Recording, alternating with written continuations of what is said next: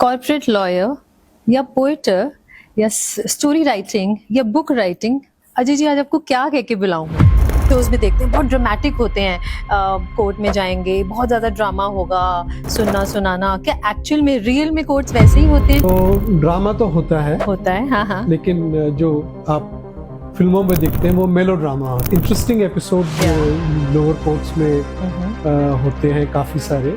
High court में आते आते थोड़ा सा it gets sensitized, but the time you reach Supreme Court it's even more sanitized। ये थोड़ा सा mature एपिसोड है जी। एक ब्रॉथल पे रेड हुई होगी, और अगले दिन उनकी बुखार लगी सबकी जी। तो ए बाई, बी बाई, सी बाई करके नाम पुकारा गया, तो बारी बारी से उनको आगे आना होता जी। तो उनका स्टोरी बहुत शुक्राना, in which a young lawyer and a finance officer of a company we got to learn से काम नहीं है ना जी। नजराना आप लाए नहीं, जबराना मैं आपसे लूंगा नहीं, और ये हो गया आपका काम। अच्छा, अब शुक्राना कैसे केसेस रहे होंगे? कोई ऐसा case which made you emotionally weak? Emotions तो आ ही जाते होंगे जब आप इतनी बातें सुनते हैं लोगों की, बट आपको फैक्चुअल पे चलना है, चीजों पे जब क्षण की चमक हो क्षण में तमस, जब रुके जैसे रुके श्वास तब बस, एकांत शयन में तुम रहना नयन। Poetry from Japan, a long tradition. It's a poetry which is written in 17 syllables. 5 syllables in the first line, 7 syllables in the second line. Sir आपके तो डीएनए में है राइटिंग एंड क्रिएटिव स्किल्स।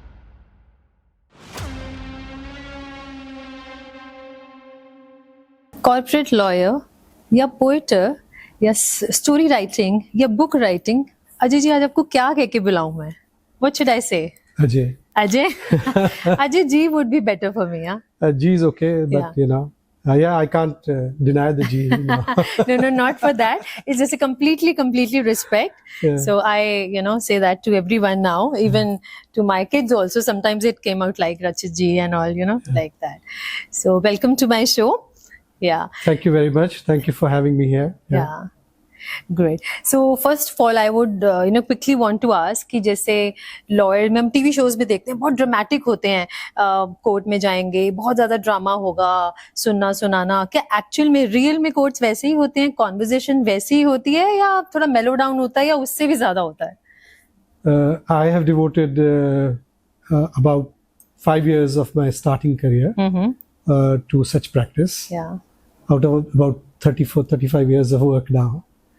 तो ड्रामा तो होता है हाँ। लेकिन जो आप फिल्मों में देखते हैं वो मेलो ड्रामा होता है एक्चुअली। उसमें जिस तरह से बात की जाती है जी, और जिस तरह से वकील लड़ लेते हैं जजेस के साथ, वैसा नहीं होता। रियल में नहीं होता। बहुत कम वकीलों में ऐसा मादा होता है कि वो लड़ ले जज से या उससे कुछ बहस कर ले। अक्सर Maybe again it's depend on the person to person, है ना, जिसकी जैसी पर्सनालिटी होती है ना, वो है। और यह है कि जो हमारे नियम है जी, नियम कानून है जी, उसमें इतनी जोर से बात करना, इतने ड्रामेटिकली बात करना, नाटक करना या सरप्राइज करना जज को या विटनेस को, ये सब चीजें नहीं होती है। ये फिल्मों में ज्यादा अच्छी लगती है, तो मैं इसलिए मैंने कहा वो ड्रामा नहीं, वो मेलो ड्रामा। मेलो ड्रामा, उसमें बैकग्राउंड म्यूजिक डलता है ना, उसको हाईलाइट करने के लिए। That's nice. So share of course बहुत सारे ऐसे इंसिडेंट्स होंगे, कोई ऐसा स्पेशल, कोई बहुत सारे होंगे इसमें भी, आई वुड से, जो बिल्कुल हमेशा आपको याद रहता है, something special or which maybe made you shake? अच्छा, ऐसा भी है? ऐसे इंटरेस्टिंग एपिसोड्स लोअर कोर्ट्स में होते हैं काफी सारे। हाई कोर्ट में आते आते थोड़ा सा it gets sensitized, but the time you reach Supreme Court it's even more sanitized version of legal more practice. sophisticated. But ऐसा जैसे आवाज लगाया जाता है, प्यादा बोलते हैं उसको, आवाज लगाते हैं कि कौन उपस्थित है कि नहीं, अटेंडेंस में है नहीं है।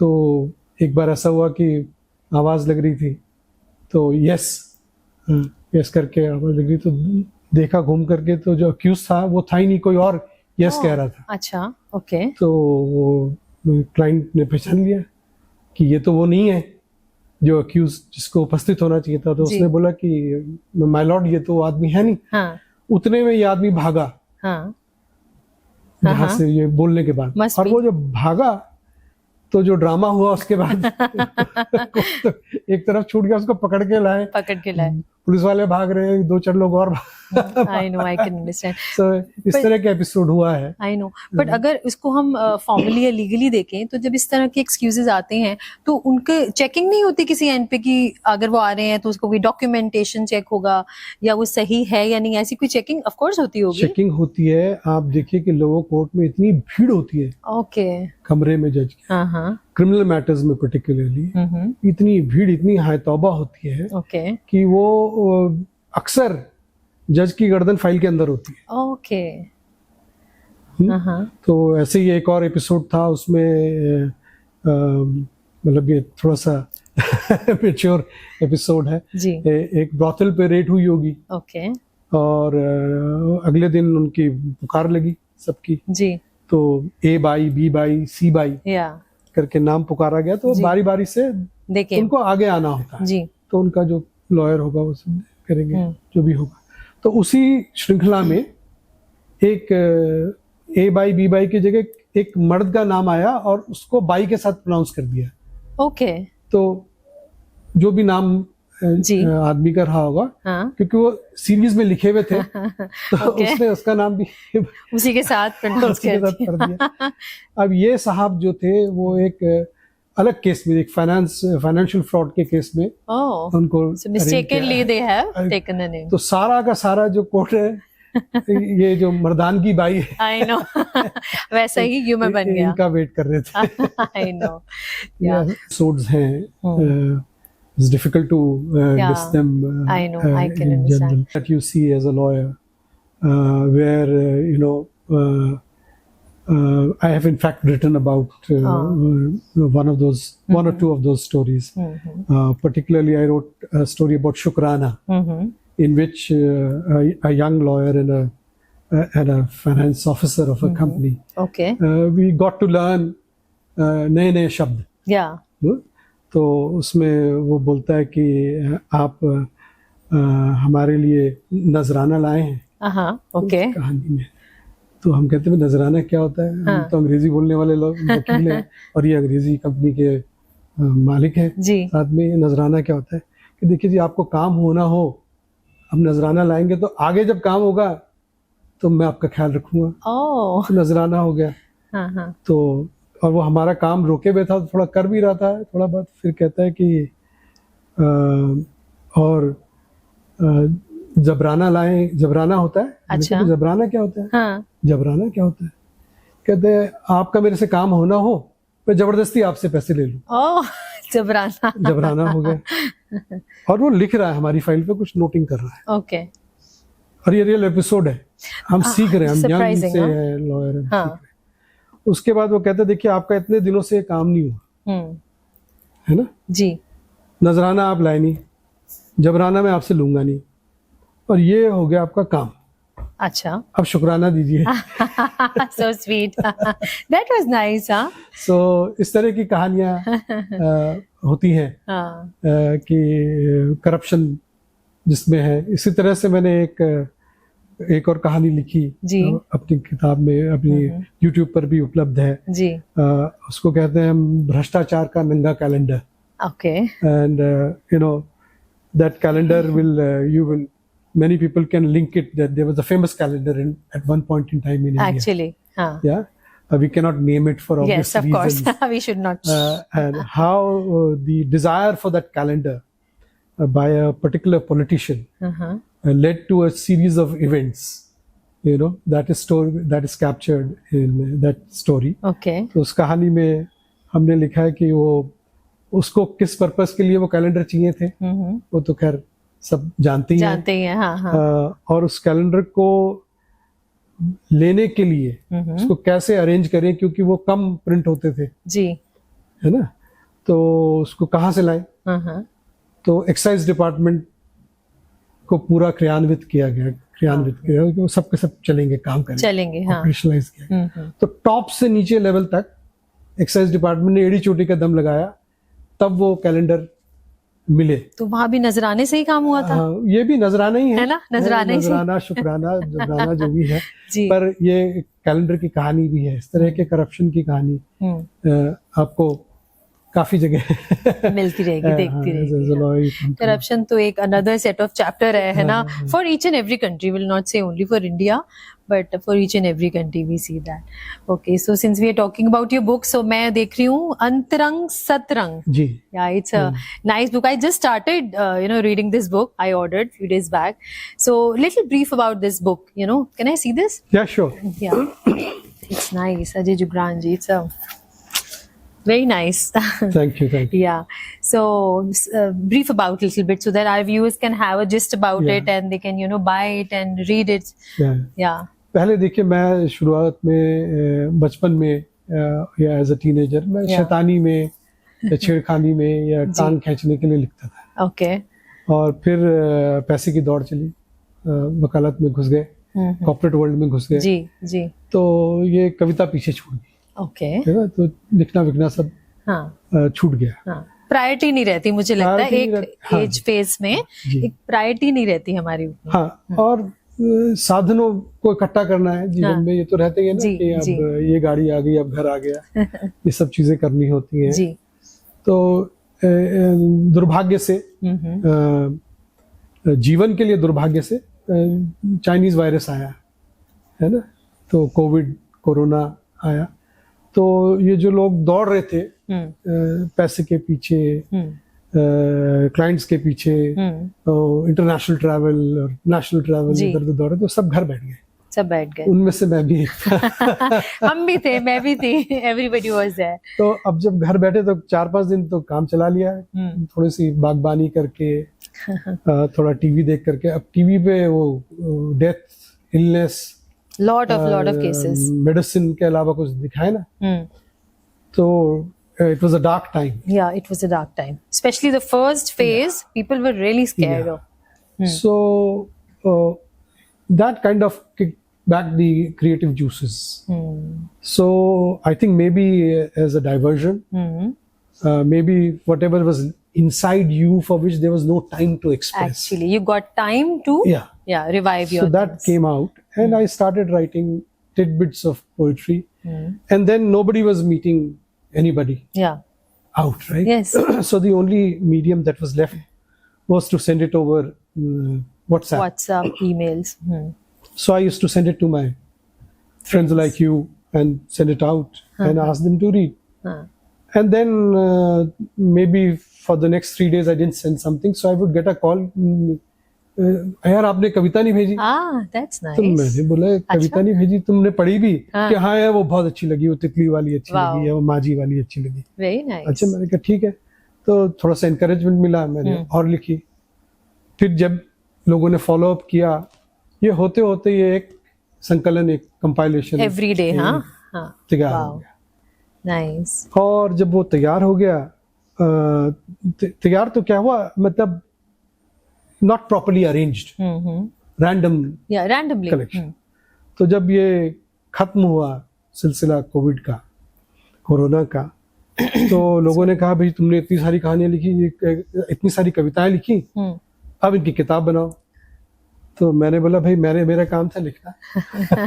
ये ले लो और किताब मैंने लिख दिए, अब ये रही, जिसके पास हिम्मत है इसको सॉर्ट आउट करने की। I know, sorting out every day की लिखा हुआ, वो करो। तो ईश्वर की कृपा से कुछ मेरे मित्र हैं जिन्होंने कहा कि चलो हम कोशिश करते हैं।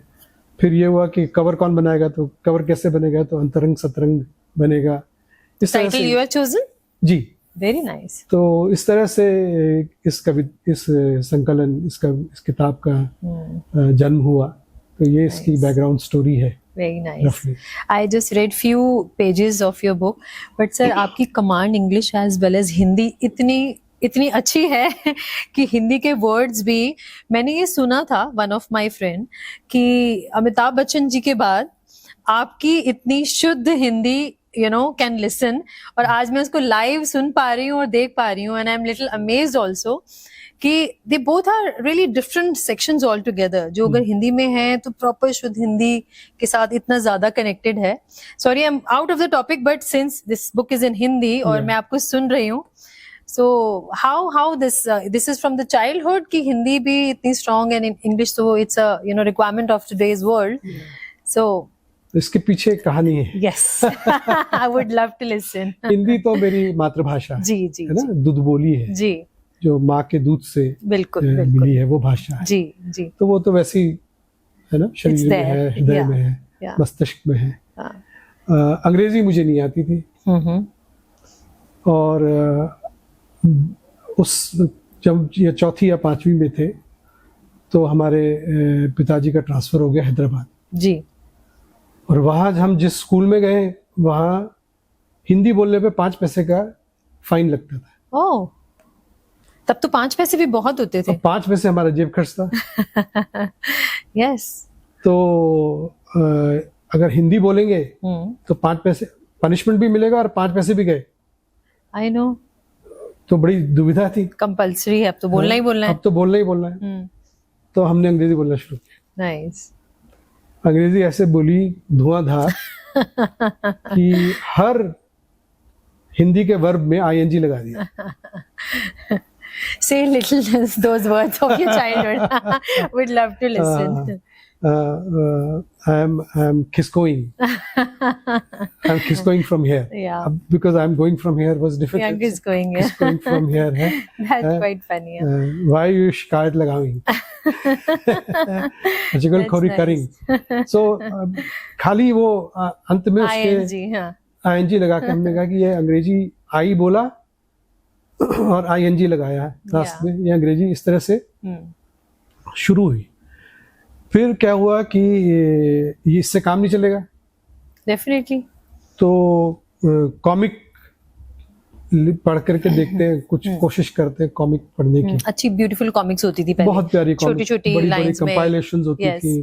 Tennis the end can tell you the whole story with the small sentences. So चौथी पांचवी का बच्चा जी अंग्रेजी बोलना चाह रहा है जी, और हिंदी के वर्ब में ING लगा के बोल रहा है। तो वो लाइब्रेरी में लाइन में खड़ा है। हाँ। और वो कॉमिक का कंपाइलेशन चाहता है जी। उसके आगे जो बच्चे खड़े हैं वो उसी स्कूल में पहले पढ़े हुए हैं जी, वो अंग्रेजी बोल रहे हैं। सो इंस्पिरेशन और हाई हो गया, है ना? Challenge yes. तो अब उन्होंने देखा कि ये पीछे खड़ा है, ये भी इंग्लिश का कॉमिक लेगा। तो उसमें से एक दो हंसे, कह रहे तुम तो ऐसे बोलते हो, तुम ING लगा के बोलते हो, तुम कॉमिक कैसे मैनेज करोगे इसको पढ़ना? हाँ। बात सत्य भी थी जी, ठीक है। हाँ। लेकिन इससे डिस्करेज होने के बजाय लगा कि इसको चैलेंज लिया, कोशिश की जा सकती है। हाँ, मैं वही कहने ही वाली थी कि कोई भी बच्चा होगा इंसल्ट फील करेगा, डिस्करेज हो जाएगा कि नहीं मैं कल से जाऊंगा ही नहीं उस लाइन में। नहीं, वो हम तो जिद्दी हैं। हमने कहा हम तो ING लगाएंगे। आई तो हमने लगाना शुरू कर ही दिया, U लगा के, V लगा के, दे लगा के हम ING लगाएंगे लास्ट में, और बीच में फिर धीरे धीरे करके रनिंग ईटिंग करके हम अंग्रेजी बोलना शुरू करेंगे जी, जैसे भी होगा।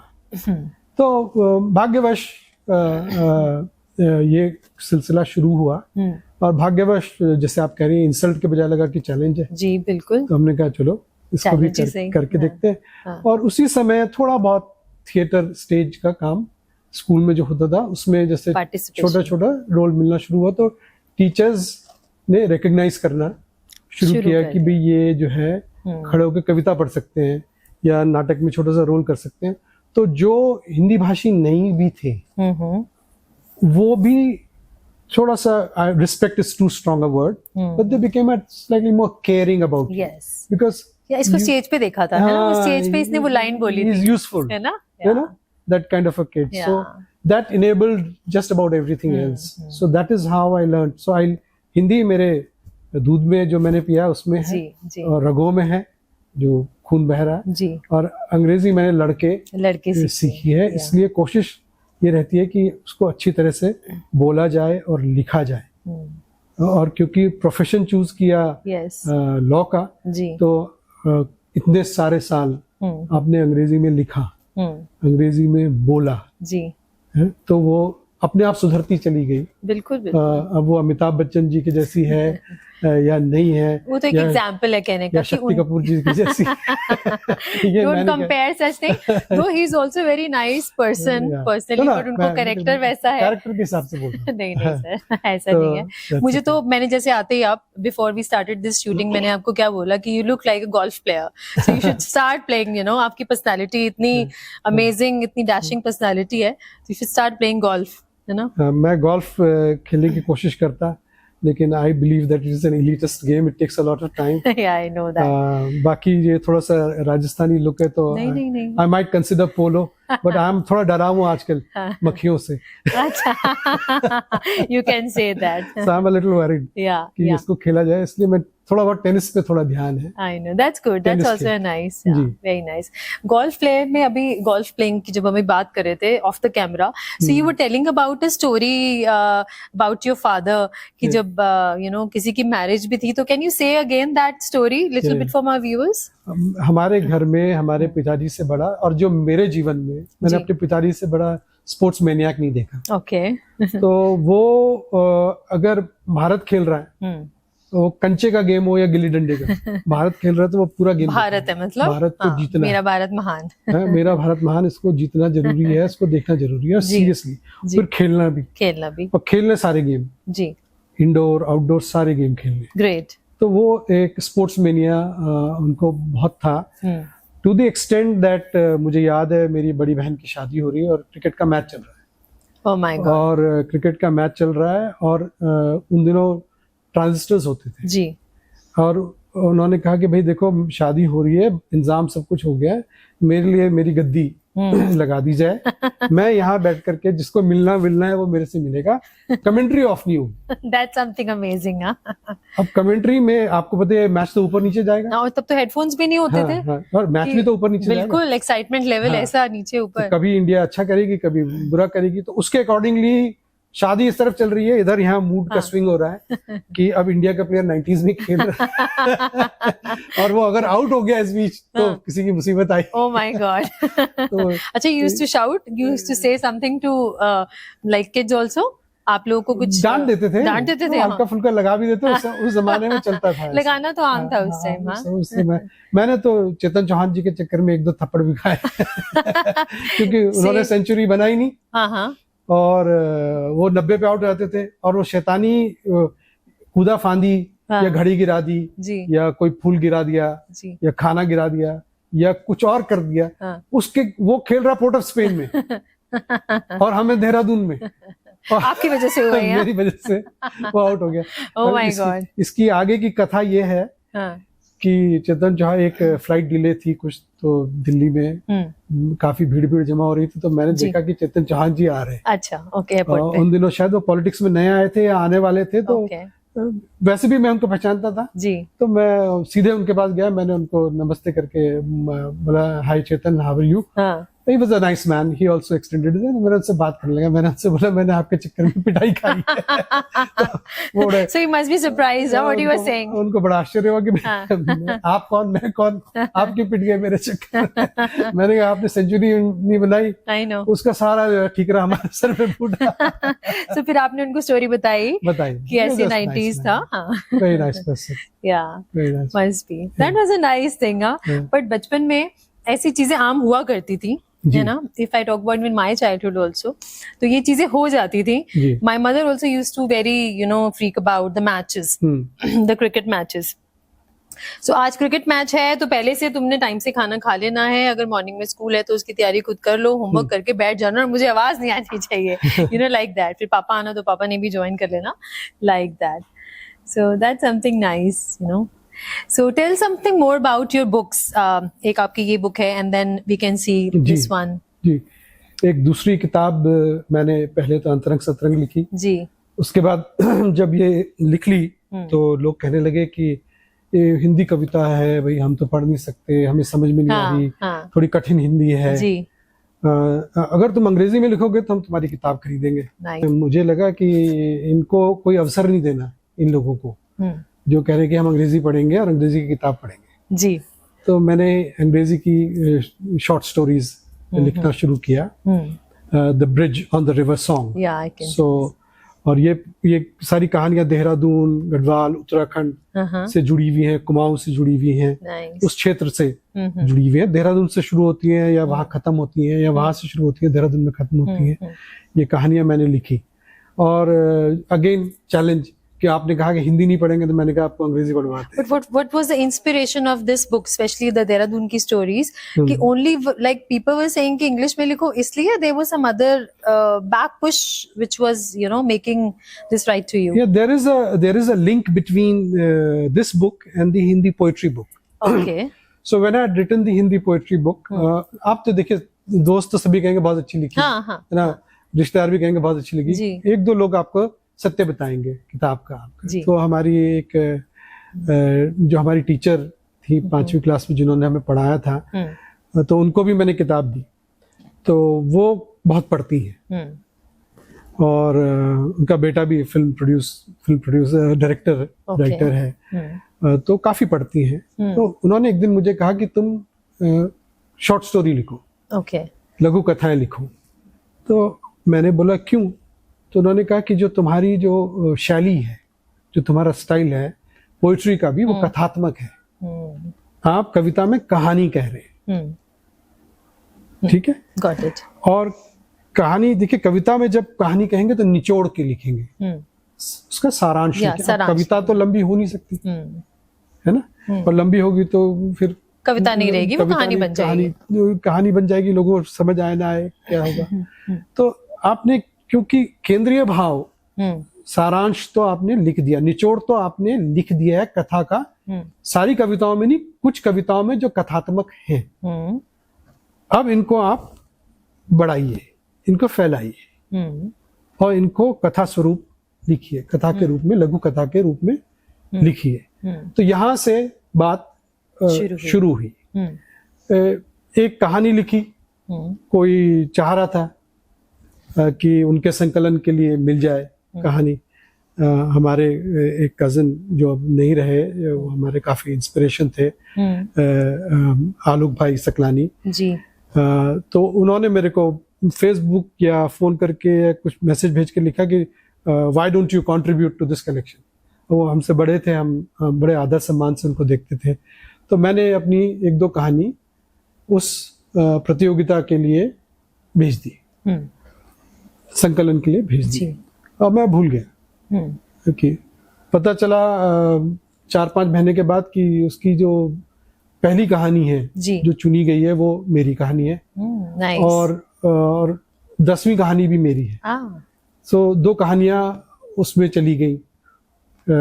इससे पहले कुछ कहानियां मेरे एक मित्र हैं अतुल वैष्णोई, उन्होंने पढ़नी शुरू करी अपने YouTube चैनल पर, कुछ किस्से, कुछ कहानियां पर। एक बहुत अच्छा वॉइस ओवर आर्टिस्ट हैं आरती जैन, उन्होंने पढ़नी शुरू करी। उनका स्टोरी जैम है, उन्होंने कुछ मेरी कहानियां पढ़ी। तो इस सब से मुझे पुश मिला कि एक शॉर्ट स्टोरी कलेक्शन लिखा जा सकता है। बनाना। हिंदी की कविता मैंने लिख दी, अब मैंने अंग्रेजी की कहानियां लिख डाली और प्रिंट भी हो गई। It is in front of me now. और अब कोशिश है कि चौथी किताब संभवतः हिंदी की लघु कथाओं की। Very nice. और भी होंगी, पर ये इस तरह की यात्रा चल रही है। Very nice, very beautiful. I will read this also. Great. So if we come back to your profession, ठीक है, आप के लॉयर वाले प्रोफेशन से इसको कंबाइन करें, तो कभी कोई ऐसा भी केस, ऐसा कोई इंसिडेंट, ऑफ कोर्स मल्टीपल होंगे, which inspire you to write in your books?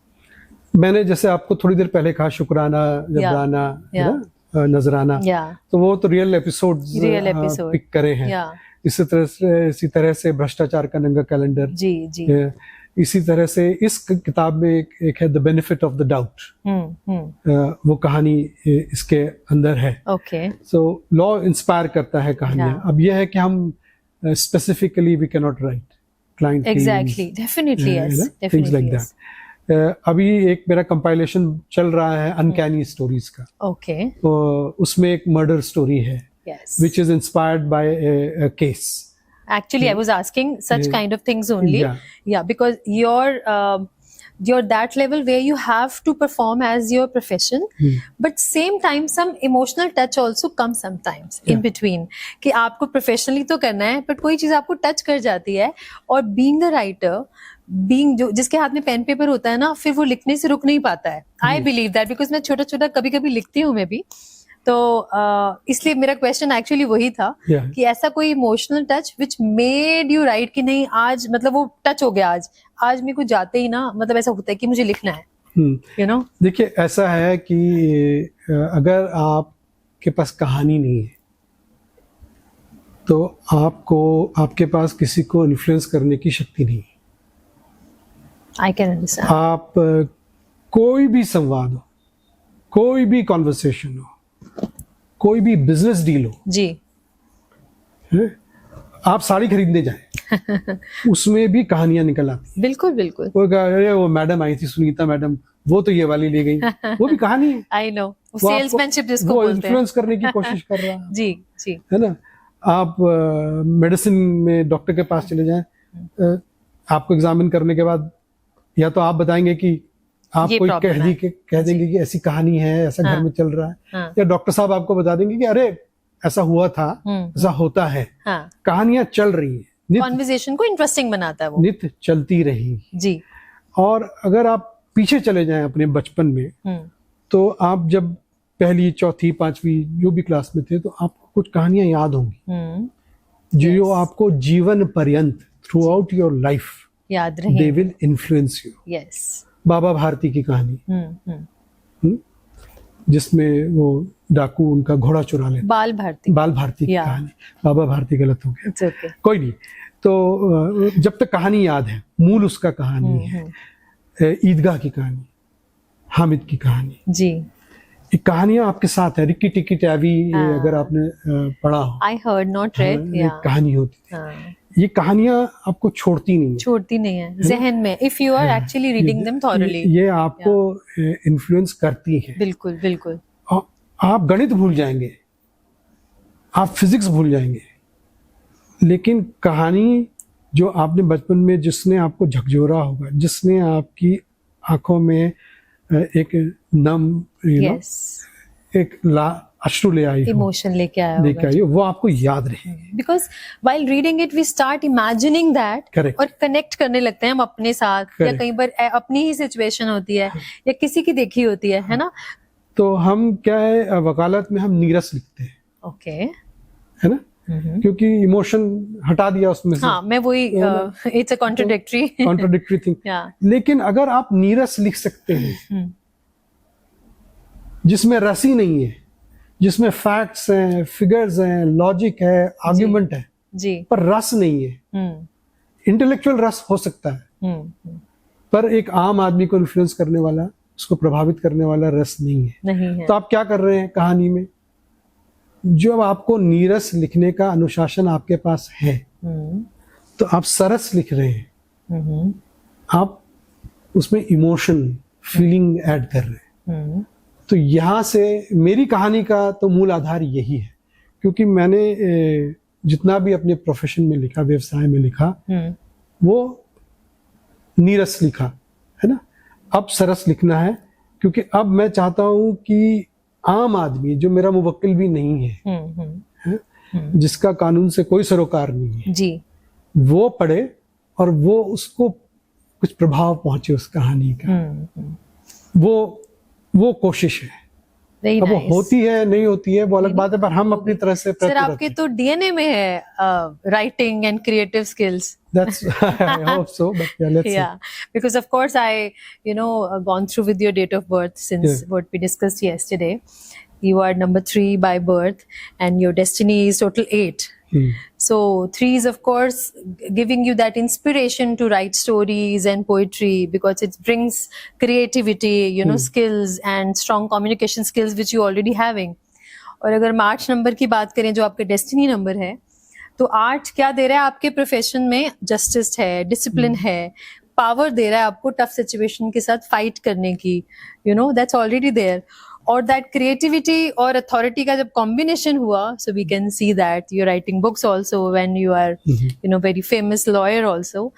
So I'm so glad that we are, talking like this and My sitting pleasure here. entirely. Yeah. Thank you for the analysis. कि बहुत सारे ऐसे cases रहे होंगे, कोई ऐसा case which made you emotionally week? Emotions तो आ ही जाते होंगे जब आप इतनी बातें सुनते हैं लोगों की, बट आपको फैक्चुअल पे चलना है, चीजों पे चलना है, बट कोई ऐसी specific thing which you made you emotionally weak is not a right word, may be emotionally drawn into that, कि आप may be you are on the opposite of that case, पर आपको पता है कि आपको सपोर्ट तो इसको करना है, पर वो पार्ट ठीक है, पर आप वहां सपोर्ट नहीं कर सकते।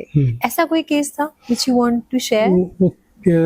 देखिए, मैं क्योंकि मैं इमोशनल प्राणी हूँ, भावना तो आप देखिए कविता लिख रहे हैं तो भावना तो है ही। जी। तो इसलिए मैं धीरे धीरे करके 5 साल की शुरुआत छोड़ करके मैं कॉर्पोरेट वर्ल्ड में आ गया, ये सोच करके कि इसमें इमोशनल स्ट्रेस कम हो जाएगा, क्योंकि एक तो कोर्ट्स में समय का कुछ पता नहीं है कब निर्णय होगा, कितने साल में होगा, बिल्कुल, और आपको मालूम आपका केस अच्छा है, फिर भी किसी ने कुछ निर्णय दे दिया तो चलता चला जा रहा है। तो हमने सोचा कि कॉर्पोरेट वर्ल्ड में काम करेंगे। Of course, it's always a fascinating world, so her case में एक अवेयरनेस होती है, चाहे वो ट्रांजैक्शन हो, चाहे वो जमीन की लड़ाई हो, चाहे वो डिवोर्स केस हो, उस केस में कुछ ना कुछ एक इमोशनल पार्ट होता है, बिल्कुल, राइट? एंड एक इंस्टिंक्टिव अवेयरनेस आपको होती है कि आपका क्लाइंट सही है या गलत है, चाहे वो कॉर्पोरेट ट्रांजैक्शन कर रहा हो, चाहे वो डिवोर्स केस कहीं भी हो, चाहे वो प्रॉपर्टी डिस्प्यूट में, आपको पता चल जाएगा कि ये सच बोल रहा है, ये झूठ बोल रहा है। ओके। लेकिन बतौर वकील आपको इसकी परवाह नहीं करनी होती, because it's your profession. तो ये ज्यादा लिटिगेशन कंटेंशियस प्रैक्टिस में ज्यादा होता है। अब बहुत बार बुरा लगता है पर्सनल मैटर्स में, पर्सनली, जिसमें देखिए जब डिवोर्स केस होते हैं तो उसमें जब एलिगेशंस, काउंटर एलिगेशंस होते हैं, मतलब there is no other word but to say in Hindi, गंध फैलती है, रायता फैलता है actually.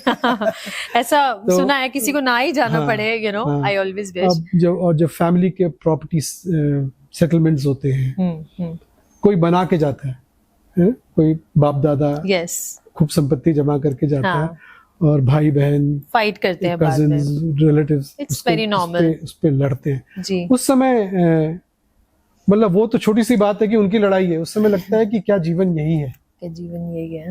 Is it this that we are living for? कि बनाएंगे, लड़ेंगे, एक दूसरे को नहीं खाने देंगे ढंग से, और न खुद खाएंगे ना किसी को खाने देंगे, डॉग इन द मैंजर वाली सिचुएशन पैदा कर देंगे। सो इन चीजों से दुख होता है। और ये तो चलता रहता है, क्या कीजिए। अब कोर्ट रूम में तो ऐसी चीजें होती ही रहती हैं, but if you talk about board rooms, उसमें भी ऐसी चीजें होती हैं।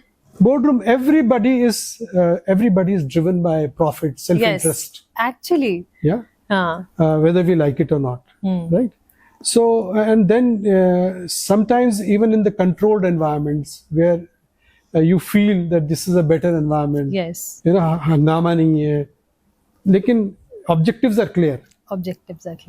देखिए, क्योंकि अगर एक इसको फिलोसॉफिकली आप देखें तो हम सब कुछ ना कुछ कर रहे हैं, क्योंकि हम सब कुछ ना कुछ करने की क्षमता नहीं रखते, है ना? इसको इस तरह देखें कि मैं ये YouTube चैनल नहीं चला सकता, आप चला रही हैं, ठीक है? आप संभवतः वकालत नहीं कर सकती, तो आप एक वकील का इंटरव्यू ले रही हैं जी, कॉम्प्लीमेंट, कोई ना कुछ ना कुछ सप्लीमेंट, कॉम्प्लीमेंट करते हुए काम कर रहा है जी। क्योंकि अगर परफेक्शन हो जाएगा तो फिर तो कुछ करने की जरूरत ही नहीं पड़ेगी। कुछ करने की जरूरत तो नहीं है। जिस तरह से हम कॉपियों में लिखते हैं तो एक मार्जिन होता है जी, करेक्शंस का, अपूर्णता का, जहाँ पे टीचर करेक्ट करके लिखती है, कभी हैप्पी फेस बना देता है, कभी 0 100 डाल देता है, कभी वेरी गुड लिख देता है, कभी एक्सीलेंट, कभी पुअर लिख देता है जी। तो वो मार्जिन करेक्शंस का, अपूर्णता का सबके पास है, तभी जीवन चल रहा है, एग्जैक्टली। तो ये तो हम अपूर्णता में जी रहे हैं, डिवाइन इम्परफेक्शन में जी रहे हैं। आप आपको कुछ स्किल होगा, आपको कुछ नहीं होगा, मेरे पास कुछ स्किल होगा, कुछ नहीं होगा। World is running like this only ना, विद ईच अदर इस तरह से हाँ। जीवन चलेगा, इसी तरह जीवन चल रहा है। हाँ। मैं आपका प्रश्न हालांकि भूल गया। नहीं, ऐसे मेरा कोई प्रश्न नहीं था। हाँ। बेसिकली कि कोर्ट में तो ये चीजें होती हैं, वेयर वी गेट इमोशनल और सच थिंग्स। जी जी जी। यस, तो ये चलता रहता है। या बोर्ड रूम्स में when we talk about the corporate world, blatantly yes, blatantly आप देख रहे हैं दुनिया जहान की चोरियां चपाटियां जो कि कोर्ट में नहीं थी, वो स्टार्टअप के सिनेरियो में आप देख लीजिए क्या हुआ है अभी रिसेंटली। Yes. कुछ कैब सर्विस को लेकर के, यस आई है नो। ना, कोई कुछ कर रहा है, कोई कुछ कर रहा है। बहुत ब्लेटेंटली लोग काम करते हैं। बैंकिंग में देखिए किस तरह से काम करते हैं। It's everywhere. Say some of the good examples without taking the names, of course. I can understand the privacy part. Yeah. So, take out some nice incident which you remember quickly. See, there are people from the business who are doing phenomenally good work, Yeah, right? must be. But they are few and far between, you know. So you clearly have the House of the Tatas doing remarkable Yes. social development work, charity work, service work, Ji. even nation building work Yeah. in terms of infrastructure and what they contribute, and still not being blamed for corruption. Yeah. So there are organizations like this. There are other good clean businesses. Azim Premji is one of them who does a lot of good work. Yeah. They are doing some phenomenal work in the market, Ji. and that there are a number of them. Unfortunately, that number compared to how many of them are engaged in profit making is very less. And unfortunately also, I would say even those large business houses, family business houses, who are undertaking charity are basically using charity as soap. Okay. आप पूछिए कि soap क्या है? जी. देखिए कि soap का function है कि आप कहीं से भी आए, उसका आपको क्लेंज करना है, आपको साफ करना है, Oh. है ना? तो चैरिटी का फंक्शन क्या है कि आपने कहीं से भी हाथ धो के आए हो आप? हाँ, बैंक में तो चोरी की, यहाँ आकर के चैरिटी कर रहे हैं, साबुन है आपका, आप अपने जो कर्मफल है उसको धोने की कोशिश कर रहे हैं। Just to show to the world, outer world. कुछ लॉ से रिक्वायर्ड है कि CSR कर रहे हैं, वो लॉ फोर्स कर रहा है, उसमें भी फ्रॉड कर रहे हैं, घपलेबाजी कर रहे हैं, अपनी मौसी के बेटे को दे दिया, अपनी बुआ जी के बेटे को काम दे दिया। अभी एक रिसेंटली मूवी भी आई है कि उसने पूरा का पूरा एक सिटी को खरीद लिया with on the different names. I am forgetting that movie. Hitesh की मूवी है, हितेश देशमुख की। Very nice movie. सरकार टू समथिंग संभवतः मेरे को, हाँ अच्छा, आप नई मूवीज देखते हैं इतनी। हाँ, सो उसने अपने नाम कुछ नहीं लिया और सब कुछ पूरी की पूरी सिटी में एक इसके नाम ले लिया, एक उसके नाम ले लिया पूरे, और उनको पैसे दे दिए कि जमीनों पे काम करो, और उनके लिए रोजगार बन गया रोज का। मतलब वो कहीं ना कहीं फैक्चुअल चीजें हैं जो मूवीज में आ रही है ना। जी जी। है तो वो human brain he who is making those movies, क्योंकि ऐसे इंसिडेंट्स एक्चुअली में है, यू नो। तो मैंने खुद देखा है। 100-200 करोड़ रुपए की कंपनी, जब लीगल एक्शन की बात आई तो पता चला ड्राइवर और चौकीदार डायरेक्टर हैं। और या they are fronting it for the लालची। सो इस तरह का चलता रहता है। और अभी भी चल रहा है, unfortunately, as it may be. दुर्भाग्य है पर सत्य है। और मूवीज में तो इसको और हाईलाइट करके दिखाया जाता है, जैसे आप बताए ना, मेलोड्रामा ज्यादा चलता है। ग्रेट। सो ऐसा कोई law which is very general but everybody should know, inspired, वो विमेन है या मेन है, जो एक सबको पता होना चाहिए कि okay this is the thing. कोई ऐसा लॉ नहीं बोलूंगी, सेक्शन बोलूंगी मैं उसको, since you know you are sitting here. ऐसा कोई एक general section which everybody should know. I just general to the viewers, if you can tell, acha, you know, everybody should aware of. So to do a section would not be the proper thing to do. The general awareness is that you should not be sleeping over your rights. So if you have a right, then press it, and press it on time. Yeah, don't delay. So that's the general awareness. Then the other is that the law says that you cannot be proceeded against unless you've been heard. So when you are under threat, when you receive notices or right or wrong, you should always know that you have a right to be heard Okay. in the court. Right? Don't sleep over your rights. Act on time. Remember that you have the right to be heard. And everything in India is subject to judicial review. Right? I can understand. So even if something has gone wrong at some level, it is capable of being corrected through the process of judicial review, which can take you right up to the Supreme Court. So that's the general awareness that people should have that. must have. Must have. Should not sleep on the things, huh? Yeah, don't sleep on your rights. Yeah. Act on time. Be aware that you have a right to be heard. That's Be aware that nothing is final until actually that's required Supreme in Court. our world these days कि बच्चों को बोलते हैं you should be a street smart. You know, सुन लिया नहीं, किसी ने कुछ कह दिया, चुप नहीं रहना. You should be street smart to answer. And of course there are the stages where you need not to answer. But yes, if we talk about the law part, yes, you should not stop asking. Answering part का तो देखिए उसका भगवान बुद्ध को कोई गाली दे रहा था और उसने गाली देते देते बहुत गाली दे दी तो भगवान बुद्ध को कोई असर नहीं हुआ. असर नहीं होता उनको. तो काफी समय के बाद उन्होंने अपनी आंखें खोली तो जो गाली दे रहा था उसने कहा बेवकूफ है, मैं तेरे को उतने देर से गाली दे रहा हूँ तो कुछ करता ही नहीं है. तो भगवान बुद्ध ने एक छोटा सा पत्थर उठा के बोला कि इस पत्थर को मेरे को देने की कोशिश करो. अच्छा, ओके. तो उन्होंने जब उसने उठा के पत्थर देने की कोशिश की उसने मना कर दिया. उसने कहा जब तूने कोशिश की मुझे देने की तो कहाँ रह गया कि मेरे पास ही उतनी देर से तुम गाली देने की कोशिश कर रहे थे मैंने ली नहीं तुम्हारे पास रह गई. तुम्हारे पास रह गया. तो हर चीज के उत्तर देने की आवश्यकता नहीं है. जी जी.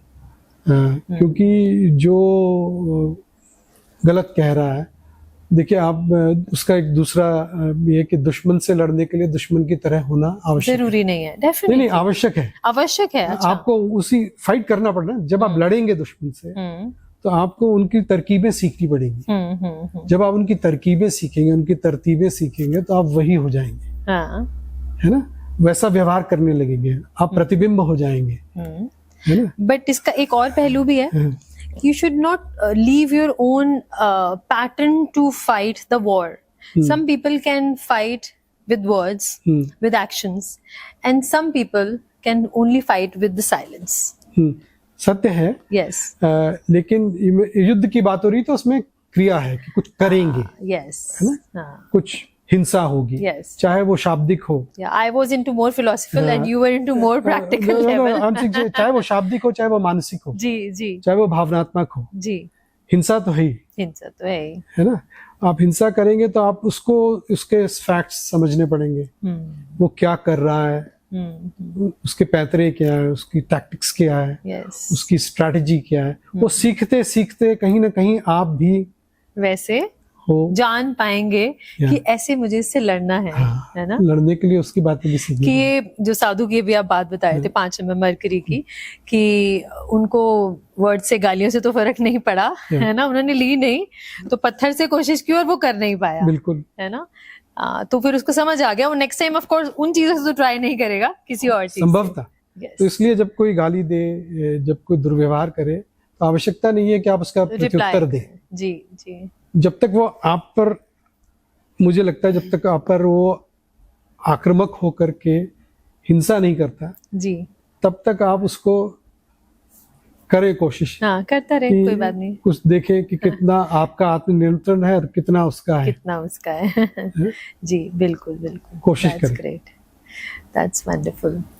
पहले मुझे बताया कि आपने न्यूमरोलॉजी की, अंक ज्योतिष किया जी. और उसके आधार पे आपको लगा कि मुझ में कुछ गुण या अवगुण होने चाहिए. सब में होते हैं सर, गुण अवगुण सब में होते हैं. एक अनुभूति है, एक कविता है जी. तुम रहना नयन. जीवन के अंतिम क्षण में जब काल बांधे हथेलियां, एकटक जब हो पुतलियां, एकांत शयन में तुम रहना नयन में. वाओ. जब टूटता श्वास खोले नई पहेलियां और मन लौटे विस्मृत बचपन में, खेलने संग ले सब सखा सहेलियां, उस खेल के अंतिम क्षण में तुम रहना नयन में। जब यम अथक बहेलिया जाल डाल घर उपवन में, ले जाए तन की सब तितलियां सुदूर गगन में, तुम रहना नयन में। जीवन के अंतिम क्षण में जब क्षण की चमक हो क्षण में तमस, जब रुके जैसे रुके श्वास तब बस, एकांत शयन में तुम रहना नयन में। Beautiful, beautifully explained. Very nice. Wow. One more, please. Maybe the shorter one. Yeah, shorter one. Let us look for it. Yeah. That was one of your favorite? Yeah, it just came as I was Okay. flipping through. Okay. That opened. I said maybe Yeah. I'll read it. इसी तरह से एक और है, जी। ऐसा लगता है कि भाव प्रेम का चल रहा है। देखिए, कोई चीज ऐसी तो नहीं होती है, हाँ? हाँ, होता है कभी कभी, जी। पन्ने वही खुल रहे हैं। जी। हाँ, आप पढ़िए ना, जो खुला है वही पढ़िए। हाँ, It's okay. चलिए ठीक है। छोटी सी कविता है। जी। मेरे को सनसेट्स बड़े पसंद हैं। तो संध्या का सूरज, जी। जैसे इस संध्या का सूरज हल्के लाल पीले आकाश की लहरों में तैरते, तुम्हारी बिंदी सा देखता है मुझे, लगता है कई संघर्षों के परे यह हमें थमने देगा नहीं, और यूं देख संग हमें असंख्य बार, एक दिन कर्तव्य विस्मृत हो यह डूबेगा नहीं, टंगा रहेगा देखता एकटक हमें, ठीक जैसे इस संध्या का सूरज। Beautiful. Very nice. Now this is contemporary poem. It is about the national flower of Ukraine, Wow. sunflower. Peace, hope and resilience, beautiful sunflowers represent. They grow and grow and no soil resent. Before losing his balance, Van Gogh painted them again and again, preening from vases, some withering in vain. Nice. Did he know that for seemingly balanced madmen, other than emerging from the graves of their brethren, and other than following the sun all day, to salute the unnamed martyrs in silence, they will not be enough to inspire peace, hope, or resilience. Wonderful. Still, when the Russians descended with arms upon cities across the Black Sea waters, a gritty old lady, undeterred by their approach, confronted them all with her bold reproach. Nice. She said to one of them, the one leading them, "Here, take these seeds. Put them in your pockets, so some sunflowers may grow where you devil drop down dead." I'll repeat it. She said to the one leading them, ji. "Here, take these seeds and put them in your pockets, so some flowers may grow where you devil drop down dead." Yes, the frail held her ground unarmed and cursed, wanting him instantly dead. But he was under some cold command, so he let her go away safely unharmed. Wow. She is now a star among the braves, but unbeknownst to her enemies, she had given such seeds to her husband and her dear sons, fighting the war in winter, digging many more pits for the unmarked graves, from which sunflowers shall in spring emerge, all blind to the dying and all deaf to the dirge. Wow. Beautiful. अद्भुत। Thank you. बहुत सुंदर। सो कहाँ से निकाले ये ideas, कैसे you actually how कैसे आया ये? There was a lady who confronted Russian soldiers when they Yeah. first appeared on Mm-hmm. the territory, and she was an old lady. Mm. And so there's a little bit of research around her. Mm. I saw that, and it was a passing event. Many people saw that on television. So she's actually putting up a stand. Uh-huh. Okay. Now I then imagined that what would be the dialogue between her and them. Yes. And symbolically, sunflower represents life. Sunflower is always chasing the sun. It's towards the sun. Wow. So she's telling them, and that you take a few seeds. But she knows that she has given the same seeds to her husband and to her sons of fighting the war. And the sunflower, which is supposed to represent peace, resilience, Yes. is actually becoming a representative of death, but also of regeneration. Yes. So to say, they will emerge, That's but why they she will, said few will grow. emerge from the graves, Yeah. unfortunately. Past the spring, because the snow will thaw, Yeah. the winter will get over, and then the sunflowers will Beautiful, emerge. beautiful. That's the, Wow. Very nice. That still going like this. You can hear my voice. It got to a melodrama. Anyways, wonderful, wonderful. So, जैसे बोलते हैं ना कि जो ये चीजें होती हैं हमारी मदर से बहुत हमें आती हैं, या जैसे आपका जो लॉयर वाला प्रोफेशन है वो ननिहाल से you said yes. Carry forward, बहुत इंस्पायर थे आप. सो आपकी मदर भी लिखते थे ऐसा, या फादर साहब लिखते थे? मेरी मदर और मेरे फादर जब उस जमाने में जब बिजली चली जाती थी तो गाना गाते थे. हाँ तो सहगल के गम अच्छा. दिए मुश्तकिल, हाँ. कितना नाजुक है दिल. हाँ. और Nice. हमारी माँ जो है पुरानी कविताएं और श्लोक, गीता, रामायण, उनको कंठस्थ है. Very nice. तो वो रिसाइट करती है. करते अभी थे. भी परसुएट कर लेते हैं उनको. Very nice. पिताजी नहीं रहे, माँ है. जी. तो माँ को कविताएं, और माँ मेरी प्रथम श्रोता है और प्रथम दर्शक भी है. Very nice. तो चाहे वो मेरे वाद विवाद की इच्छा रही हो जी. किसी प्रतियोगिता में जाने की, जी. तो मैं अपनी जो भी भाषण या स्पीच था वो पहले उनको सुना. Wow, nice. हाँ, तो चाहे वो अरहर की दाल में छौंका लगा रही होती थी या रोटी बना रही होती थी, पर वो किचन में जाके उनको सुना देता था. नाइस. और कविता मेरे जीवन में मेरी माँ मेरी प्रथम श्रोता है, मेरी जी. प्रथम दर्शक है. जी. और मेरी कविताओं, काफी सारी कविताओं की प्रेरणा स्रोत और काफी सारी कहानियों की प्रेरणा स्रोत वही है. और उन कहानी भी वो जो है उनको एनेक्डोटल एपिसोड्स बताना, उनको अपने तरीके से बताना. और अब क्योंकि वो भूल जाती हैं, जी. तो वो उनको मैं 100 बार भी किसी कहानी को सुनाने के लिए कह सकता हूँ, कह सकते हिंट दे करके कि वो वाली कहानी सुनाओ. पर क्योंकि वो खुद एक श्रोता हैं, बहुत अच्छे से आप बता रहे हो, स्टोरीज और पोएम्स रिसाइट करते हैं, या हमारी आध्यात्मिक चीजों को भी करते थे, आप बता रहे थे.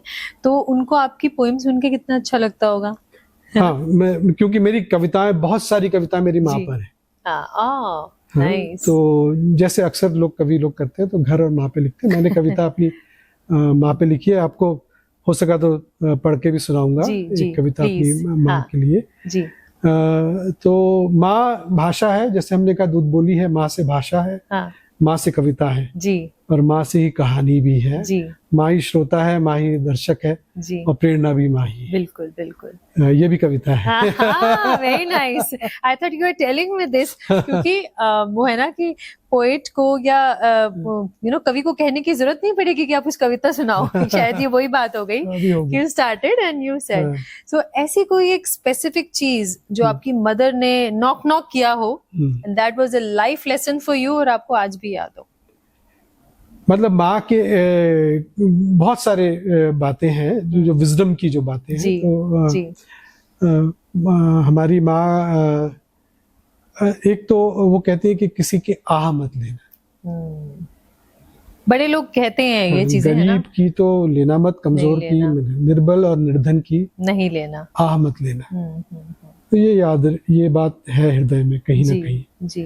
रहती है जब कोई निर्णय लेना होता है, जब कोई कठोरता मस्तिष्क या हृदय में आ जाती है, जब या कोई गलती कर देते हैं, जी। क्योंकि हम हैं तो मनुष्य Human ही, being, ये गलती जी। तो करेंगे ही। जी। तो ये बाद में जब पछतावा होता है तो बात याद आती है कि एक कहा था किसी की नहीं लेनी। बेवकूफ, ये तो वो बचपन से कहती थी, बचपन तुमको से सिखाती आ सीख रही रहे है, हैं। तुम बिल्कुल। ये भूल गए।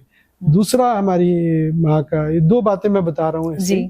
कि जो याद रहती हैं हमेशा कि, और वो उनका कहना है कि जो जो मीठा बहुत ज्यादा है वो उसमें कीड़े होने की संभावना है। हाँ। तो जीवन में सतर्क रहना, सावधान रहना। देखिए जो लोग कड़वा बोल रहे हैं वो तो अपने हृदय का उबार आपको बता रहे हैं, जो अंदर है वो बाहर है। हाँ? है ना? तो ठीक है, आप उससे जैसे भी डील करना चाहते हैं करें, पर जो मीठा बोल के आपको कुछ करवा रहा है वहां पे याद रखना कि जब कोई चीज ज्यादा मीठी हो जाए तो उसमें कीड़े पड़ जाते हैं। उसमें धोखे की संभावना है। बिल्कुल। और ये 100% सत्य है। सत्य है, आजकल की वर्ल्ड में तो है। आप बहुत किसी को बाहर भी, हमें कोई बहुत ओवर स्वीट मिलेगा तो क्या होगा, कोई पर्पस ही होगा उसके पीछे, लेकिन हम फिर भी फंस जाते हैं, फिसल जाते हैं। हाँ, ये सत्य जीवन के घोर सत्य है, घनघोर सत्य, घनघोर। Very nice. These are the alarms I would say, है ना, जो हमें बजाते रहने चाहिए, नॉक नॉक्स। ये उनके दिए हुए सत्य हैं। जी जी। Mother is always your first teacher, है ना, फर्स्ट गुरु, ऐसा कहा भी जाता है। एक आप आपकी डेट ऑफ बर्थ से रिलेटेड, जब हम कल बात कर रहे थे, आप कोई इंसिडेंट बता रहे थे कि आपके स्कूल में कुछ हुआ और वो हमारी बात बीच में आधी भी रह गई कि आपकी मदर ने फिर आपको उस चीज से निकाला। Please can you say that? That was nice. जब आपने कहा कि आप अंक ज्योतिष करा आपने, तो मैंने कहा कि मेरी जो ऑफिशियल डेट ऑफ बर्थ है जी वो अलग है और जो वास्तविक है वो अलग है। जी जी। उसका प्रकरण ये है कि जब 1981 में हमने 10वीं पास करी तो उस समय कुछ क्लैरिकल एरर की वजह से काफी सारे बच्चों की डेट ऑफ बर्थ चेंज हो गई। हाँ, पहले ही होता था शायद, किसी के आगे हो गई, किसी के पीछे हो गई। अब हमने, मेरी भी उन्होंने डेट मेरे को 3 महीने पहले पैदा कर दिया। अच्छा, ओके। मेरे डेट, ठीक है। हमने कहा हम इसको ठीक कराएंगे। तो एड़ी चोटी का जोर लगा दिया। और अंत तो गत्वा जो भी थे, जो भी अधिकारी थे, उन्होंने कहा जी हम ठीक कर देंगे, आपको नया सर्टिफिकेट दे देंगे, नया प्रमाण पत्र दे देंगे, आप जो है अपना जन्म प्रमाण पत्र ले आए या पहली क्लास का एडमिशन सर्टिफिकेट, ठीक है, स्कूल से मिल जाता है। तो अब हम साहब गए, हमने अपनी फिर जुगत लगाई और किसी तरीके से स्कूल पहली क्लास का प्रमाण पत्र। पहले तो ये सब बच्चे शाय होते थे कि प्रिंसिपल के पास जाना या एडमिन डिपार्टमेंट में जाना और ये चीजें निकलवाना, इतने ओपन नहीं होते थे बच्चे, बट आप चले गए। हाँ, लेकिन मैं कुछ ईश्वर की कृपा से कुछ शिक्षकों का और कुछ प्राध्यापकों का, जो प्रधानाचार्य थे, उनका प्रिय था, क्योंकि मैं थोड़ी डिबेटिंग, थोड़ा स्टेज में रहता था। Very nice. तो उस कारण मुझे मिल गया सर्टिफिकेट। अब जब मैंने सर्टिफिकेट खोल करके देखा, सॉरी वो एडमिशन फॉर्म देखा, तो उसमें हमारे पिताजी की अच्छी सी हैंडराइटिंग में एक अलग ही डेट ऑफ बर्थ लिखी हुई थी। ओहो, सीरियसली? क्योंकि जो हमारी स्कूल में भर्ती का जो जिम्मेदारी थी वो हमारी माँ की थी। हमारे पिताजी खेलना और मस्त रहना और दफ्तर का काम बहुत अच्छे से करना, इसके अलावा कुछ नहीं करते थे। शायद पहले ऐसे ही होता था। तो माँ ने एडमिशन कराया और उन्होंने उनको फॉर्म भर के दिया होगा जी, तो वो भूल गए होंगे कि ये कौन से नंबर का बेटा है, तो दूसरे नंबर का तीसरे में डाल दिया, तीसरे का दूसरे में डाल दिया, तो वो गड़बड़ फिर रह गई।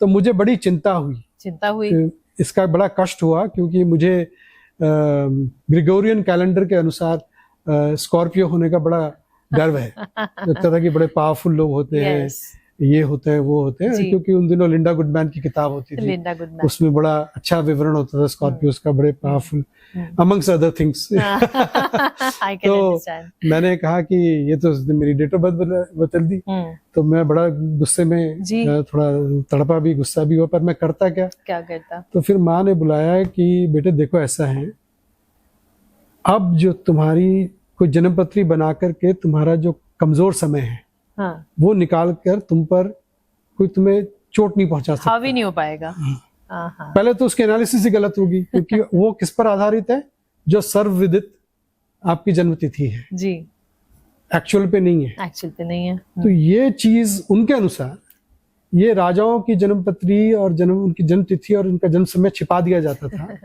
जन साधारण को पता न चले, पता न चले, ताकि कोई उस पर उनका आक्रमण ना हो, फायदा ना उठाए, आघात ना पहुंचे, हाँ हाँ, उसके खिलाफ कोई ऐसी कोई पूजा ना करा दे जिससे उससे कष्ट हो, कोई ऐसा हवन ना करा दे। तो उन्होंने कहा बेटा तुम तो राजा हो, तुम 2 बार पैदा हुए, वाह। तो मम्मी ने बैठे बिठाए राजा बना दिया, बचे भी रहोगे। तो बचे इसलिए भी मैंने रहोगे। कविता लिखी द्विज राजा, ओके, 2 बार जन्मा। तो थोड़ा सा पढ़ देंगे वो भी? वो कविता उपलब्ध नहीं है मेरे अच्छा, पास, ओके। अगर होती तो मैं पढ़ देता, कोई बात नहीं, मे बी नेक्स्ट टाइम। पर उसका सार मैंने आपको बता दिया। जी जी जी, ये वंडरफुल। हाँ। सो आपकी मदर को प्रणाम, है ना, जो बच्चे को इंस्पिरेशन भी दिया और जो चीज गलत है उसको भी बता दिया कि नहीं गलत नहीं है, इसका भी एक अच्छा पहलू है, जी। उसको देखो और प्रोसीड फर्दर। सो फिर फाइनली वो डेट ऑफ बर्थ चेंज हुई या नहीं हुई? डेट ऑफ बर्थ अब मेरी दो दो ही तिथि, है। मैं 2 नावों पे चल रहा हूँ। ठीक है, wonderful wonderful, talking about your mother too, है ना, उनको सलाम हमारा। बहुत सुंदर टीचिंग्स हर माँ ही देती है अपने बच्चे को, है ना। और नेक्स्ट हमने अपनी 3rd बुक डिस्कस नहीं की आपकी, है ना, so that's a nice, you read it for me please. Yeah. It's a Japanese so word, right? This is Haiko no Hanataba. Okay. Can I say that? Haiko No Hanataba. Yeah. Okay. It's basically a bouquet of haiku. Oh. Huh? Haiko is? Haiku is a form of poetry, brief poetry from Okay. Japan, a long tradition. Uh-huh. It's a poetry which is written in 17 syllables, Okay. 5 syllables in the first line, Mm-hmm. 7 syllables in the second line, Okay. and 5 in the last. Okay. So So- can you brief little? Yeah. So a 17 syllable poem is to be written. Largely, it has to be an epiphany, a revelation. Mm-hmm. You have to capture the moment as you see it, and you realize something. Okay. Yeah. A momentum. In that moment, that needs to be captured in the haiku. Okay. Of course, modern haiku may differ. Uh-huh. It may capture a visual, Mm-hmm. not necessarily an epiphany. Mm-hmm. So that is how it is evolving. Okay. Modern haiku, in English at least, may also now not adhere to the 17 syllable rule or the 575 rule. I have adhered to the 575 rule. And So the whole book is based on that 17 rule? yeah. Wow. So there are 100 haiku poems Wow. here, Very nice. all based on the same rule. 17 syllables, 575. Very nice. So who inspired you to write in such way? And of course, you must have read it somewhere or Well, there's a small story behind it. I love was, to listen. I've become a storyteller. Yeah. Yeah, Creative storyteller. Yeah, I was in Seattle paying a visit to my cousin, Mm-hmm. and I went to the Japanese garden there, Mm-hmm. and there I saw a bunch of Japanese Americans Mm. who were, kind of huddled together Mm-hmm. at some spot. वो सब एक साथ खड़े हुए थे, जी. और उनमें से एक सामने जाकर के कुछ बोलता या पढ़ता, और बाकी जैसे जापानीज होते ही हैं तो वो नॉड करते, जी. भाव करते, और कोई क्लैपिंग नहीं, कुछ नहीं, Okay. बस इतना ही चल रहा था। तो हाँ. कोई 1 2 3 बार कुछ पढ़ता, कोई एक बार पढ़ता। तो मेरे को बड़ा आश्चर्य हुआ, थोड़ा लगा कि जाके खोजबीन की जाए जी जी क्या हो रहा बिल्कुल. था। मैं उस भीड़ के सबसे पीछे जाकर के खड़ा हो गया। तो Okay. वहां मेरे को पहली बार हम्म. हाइकू शब्द सुनाई दिया. और कुछ पैम्पलेट्स भी थे हम्म. उनके पास, वो दिखे मुझे को। तो किसी ने जैसे पीछे पकड़ रखे थे, तो वो भी ऐसे करके खड़े होते हैं. हाँ, हाँ. नजर पड़ गई उन पर। जी. और उसके बाद मैंने सोचा कि ये एक नया एक्सपीरियंस है, इसको मैं सुनता हूँ. थोड़ी देर मैंने जो थोड़ा बहुत सुना, तो मुझे लगा कि कुछ वो जापानीज में पढ़ रहे थे, कुछ इंग्लिश में पढ़ रहे थे। तो कुछ समझ में आ गया कि चिड़िया, अच्छा. पेड़ पौधे, पानी, पर कोई अप्रिशिएट नहीं कर रहा, क्लैप नहीं कर रहे, क्लैप नहीं greeting. करना, सर Greet करते जैसे वो हैं, बाव हाँ. करते हैं हाँ. वैसे करना है। और वो भी कुछ नहीं, बड़ा बहुत सॉलम सा, बड़ा सॉम्बर और बड़ा simple Got it. Right? And no laughter, no clapping, nothing of that sort. Aha, maybe once in a while, but that's about it. और फिर मैं उनके साथ बिना उनको बताया उनके पीछे पीछे लग लिया समझने के लिए कि कर क्या है, क्यूरियोसिटी. तो वो तो 10-11 लोगों का एक ग्रुप था. तो उसके जो टीम लीडर थे वो बार बार जाकर के किसी जगह पे किसी पौधे उसको किसी को दिखा करके कुछ नोट्स से पढ़ रहे थे, कुछ शायद इम्प्रॉम्प्टू पढ़ रहे थे, और वो बाकी लोग स्केच कर रहे थे और कुछ कुछ और भी रिसाइट कर रहे थे. कोई कैमरा से क्लिक कर रहा था. तो मुझे समझ में आ गया कि ये कुछ अपने लिए जर्नलाइज कर रहे हैं, कुछ लिख रहे हैं, कुछ बना रहे हैं ताकि इस पर पोएट्री लिखी जाए.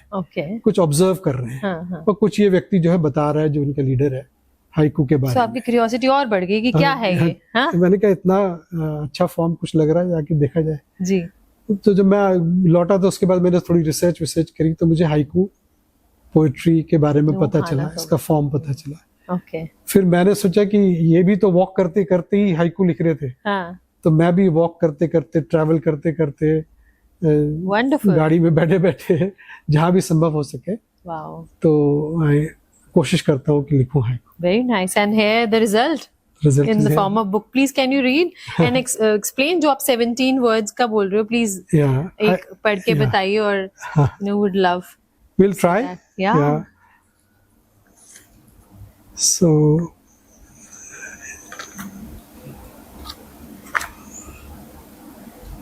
first come first, huh? Yeah, I was thinking of picking up the one that you had. Yeah, the Kingfisher one. The Kingfisher one that you just read.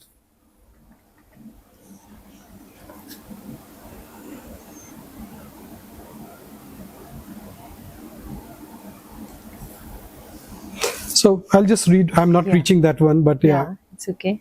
Silver of winter. So silver, two of 3 winter, 4 5. Okay, silver of winter, the one line. Silver of winter, the first line. Wonderful. From the light blue sky above. From the light blue sky above. Okay so इसको आपने बीच में कहीं break किया. इसे 7 होना चाहिए ना. ये 7 हो गया. From the light blue sky above. Above has 2. Above has 2. Okay, done. 7. Okay. Silver of winter from the light blue sky above. Wonderful. Creeps under my feet. Creeps under my feet. Under को दो में क्या under नहीं? दो. Under दो. Wow. So this is about the dew. Can I see the picture? There is no picture for this one, but here it is. Yeah, I thought it's. Yeah, we can read that one also. That's not an issue. Nice. Silver of winter. So what the silver of winter is the dew. From the light blue sky above, it comes from the sky. It comes like a silver dew. And it creeps under my feet. It creeps in the sense it doesn't make a noise. Noise. It just settles. It is right under my feet. I can feel that. Wow. So that's very nice. There is this. Do you want me to read another? Yes, please do that. Maybe that Kingfisher one. Where was it? I just. I will maybe. I couldn't place it. Yeah, it was somewhere. Yeah, I haven't.